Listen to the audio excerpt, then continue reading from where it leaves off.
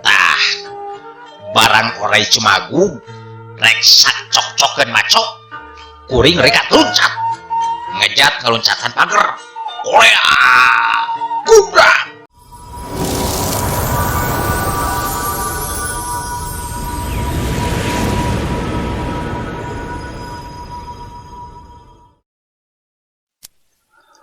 Orai bedul macok bakaka karya Haji Usep Romli HM.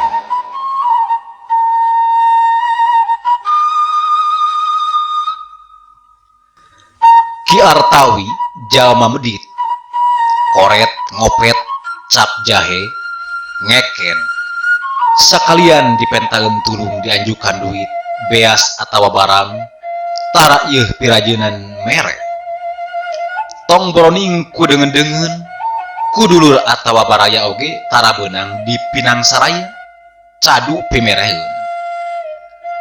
Ku kituna Ki Artawi pada mikangewa ku sararea tara diajak ilubiung dipapaharekeun bae di antara tetangga-tetangga ngan kisal hiam nurada nyorok teh bubuhan tukang lohong jeung sok wani poksang.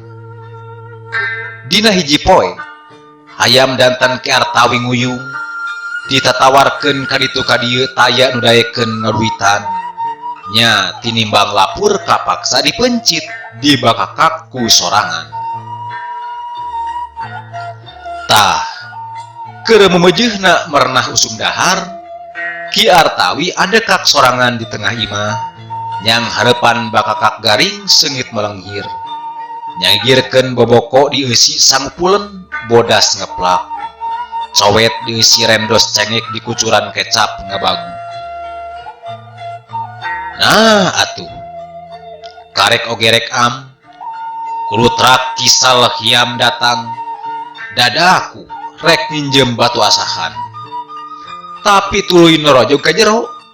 Ki Artawi rikat barang kisal hiam unggah bakakak hayam gancang disimpulkeun ka tukangan wadah betrak-betruk lawang pakengkeng. Ih kabeneran pisan yeuh rek minjem batu asahan disampakeun dahar ceuk kisal hiam. Wah dahar eueuhna naon ukur jeung sabagoan. Ki Artawi jamotrot baktut haseum.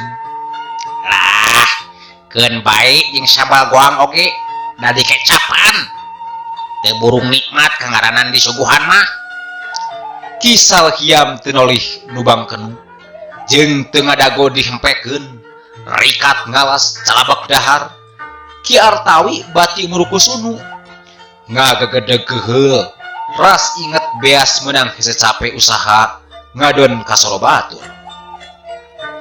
Beuki medenghel ngarasakeun ti korok lok-lokan asa rek sugema deui bakakak kari-kari kagamahan hayang gerak sam ameun teh tadi ayeuna kapaksa ditahan heula.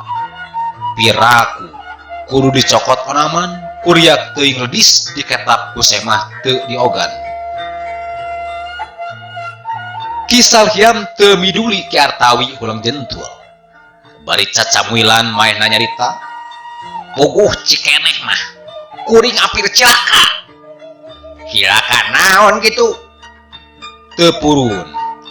Ki Artawi maksakeun ngahaenan ambe semah ngeunaheun hatena sangkan gura-giru indit deui rek dipacok orai bedul baru orai bedul sagede kumaha sagede ping-ping ari panjang nama gitulah kira-kira ti dieu kana wadah batrak-batruk.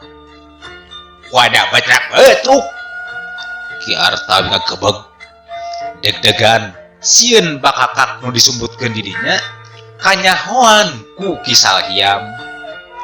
Nya di dieu ka wadah batrak-batruk eta nu dipake mendingan bakakak. Ki Artawi pias manehna teu ngomong sakamek-kamek acan. Kisal hiam terus ngebui. Tah barang orai cumagu rek cok-cokeun macok kuring reka loncat ngejat ngeloncatan pagar Korea gubrak kabelah ditu lamun segoreng milik duka teuing kumaha sabab kira-kira salengkah di tempat ragrag aya rungga nyulagrang songona seget pisan itulah sarwajeng panggangan bakakak Kisal Hyam ngarongkong matot wadah betapetu dawak nyekal pu panggangan bakakak dia cungkeun pok ngomong tuh nya persis boh panjangna boh sekeutna gitu deui hinisna rungga teh segede kieu Ki Artawi teu mangga puria sasat kapelenguk kabolokotokeun bakakak kapaksa direcah kuduaan lamun sekuring goreng milik dipacok orai atawa kasuga rungga meureun moal ngasan bakakak sakieu pelem tur guringihna Kisal Hyam terab eureulean teu lila maeh namitan nginjem batu asahan mah teu tulus heueuh nah atuh maneh teh Salyam bet henteu cok dipacok orai bedul hayo bae orai bedul teh malikan macok bakakak kami Ki Artawi kutu gendeng ngenes nenjot tulang taleng pabalata